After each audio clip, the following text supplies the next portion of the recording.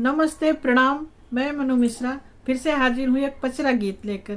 जो बहुत ही सुंदर माता जी का पचरा गीत है। कैसे लगेगा आप लोग को कमेंट में जरूर बताइएगा। कवन फूलवा फूल मैया आधी आधी रतिया हो, कवन फूलवाना मैया भोर बीनु सरवा हो, कवन फूलवाना मैया भोर बीनु सरवा हो, कवन फूलवाना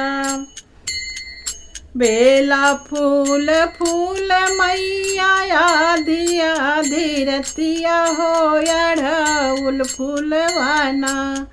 फूल भोर बीनु सरवा हो, अढ़उल फूलवाना फूल भोर बीनु सरवा हो, अढ़उल का फूलवाना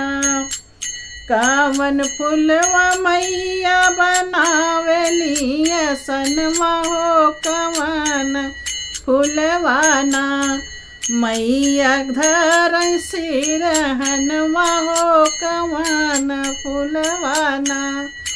मैया धर सिरहनवा हो, कवन फूलवाना बेला फूलवा मैया आसना लगावै हो, कि अढ़उल फूलवाना मैया धर सिरहनवा हो, कि अढ़उल फूलवाना मैया धर सिरहनवा हो, कि अढ़उल फूलवाना भोरे भोरे करेला के माई के सिंगरवा हो, कि कवन मैया ना भोरे भोरे करे के माई के सिंगरवा हो, कि कौने फूलना बनवै माई जी कहरवा हो, कवन फूलना बनवै माई के गजरवा हो, कवन फूलवाना मालिनी करेली माई के सिंगरवा हो, कि अढ़उल फूलवाना बनवै माई का गजरवा हो, कि अढ़उल फूलवाना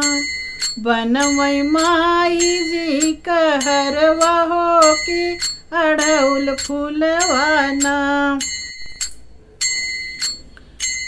के हो चढ़ावै मैया जोड़ा नारियरवा हो, कि के चढ़ावै ना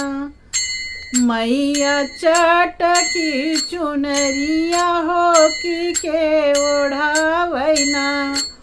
मैया के चटकी चुनरिया हो, कि के ओढ़ावै ना माई के चटकी चुनरिया हो, कि के ओढ़ावै ना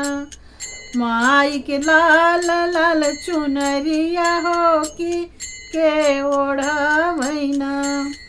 बजनी चढ़ावै मैया जोड़ा नारियरवा हो, कि कन्या चढ़ावै ना मैया के लाल चुनरिया हो, कि कन्या ओढ़ावै ना माई के चटकी चुनरिया हो, कि कन्या ओढ़ावै ना।